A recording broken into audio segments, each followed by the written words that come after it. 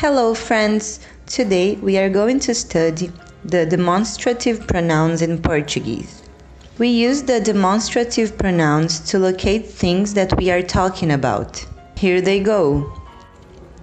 Este, esta, estes, estas. Esse, essa, esses, essas. Aquele, aquela, aqueles, aquelas.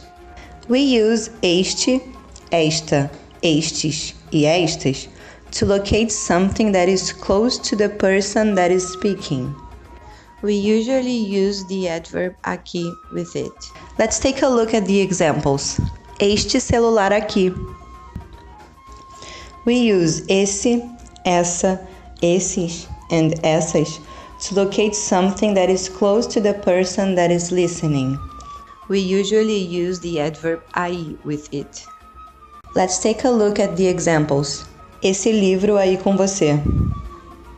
We use aquele, aquela, aqueles, aquelas to locate something that is far away from everyone. We usually use the adverb ali and lá with it. Let's see the examples. Aquela estátua ali é do Michael Jackson. Aquela estátua lá é do Michael Jackson.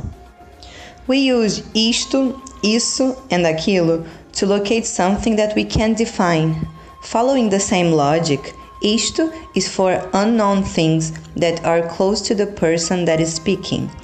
Isso is for unknown things that are close to the person that is listening. And aquilo is for unknown things that are far away from everyone.